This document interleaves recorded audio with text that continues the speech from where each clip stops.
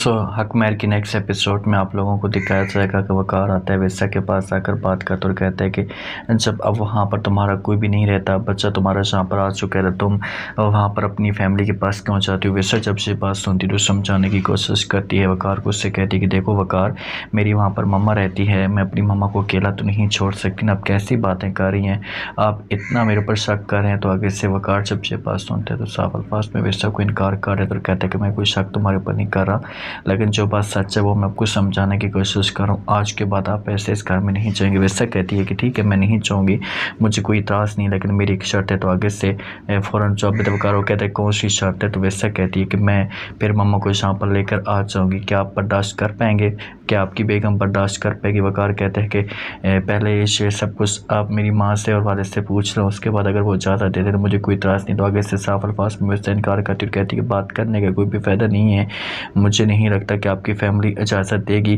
खैर, मैंने जो बात आपको कहनी थी कह दी, अब इसके अलावा मेरे पास कोई और ऑप्शन मौजूद नहीं है। अगर आप मेरी मम्मा को यहाँ पर नहीं रख सकते तो फिर मुझे मजबूरन जाना पड़ेगा।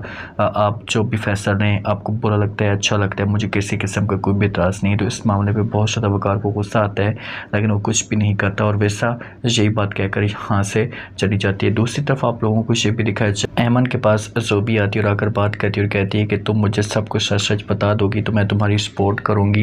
ये मुझे ऐसा फील हो रहा है कि तुम लोग मुझसे कुछ बात छुपाने की कोशिश कर रहे हो। तो आगे से इनकार कर देती है शाह पर अहमन ज़ोबी को कहती है कि जैसा तुम सोच रही हो, ये जो बातें तुम्हारे दिमाग के अंदर चल रही हैं, बेहतर ये होगा कि इन चीज़ों से अपने आप को निकालो और ये सोच रखना छोड़ दो, ऐसा कुछ भी नहीं है। हाँ, मेरी अपनी ज़िंदगी, मेरा अपना पर्सनल मैटर है, अगर मैं बच्चे के करीब हूँ तो वकार का बेटा है तो मेरा हक बनता है। तो आगे से ज़ोबी इनकार करती है और कहती है कि देखो, मैं अभी भी आपको बार बार समझाने की कोशिश कर रही हूँ, अभी भी बार बार आपको कह रही हूँ कि आप मेरी सपोर्ट करें, मेरी हेल्प करें, तो मैं आपकी बहुत बड़ी हेल्प कर सकती हूँ और आपको हमेशा के लिए खुश भी कर दूँगी।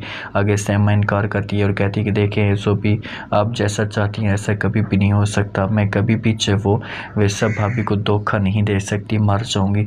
ज़ोबी कहती कि ठीक है, फिर मरो, मेरी तरफ से मुझे कोई इतराज़ नहीं है, फिर जलील होने के लिए तैयार हो जाओ और देखोगे फिर मैं तुम्हारे साथ क्या करती हूँ। अब देखते हैं कि क्या करती है ज़ोबी, क्या वैसा को जलील करेगी या नहीं। आप लोग इस बारे में क्या कहते हैं लास्ट में रहते हैं और चैनल को लास्ट में सब्सक्राइब कर रहे हैं।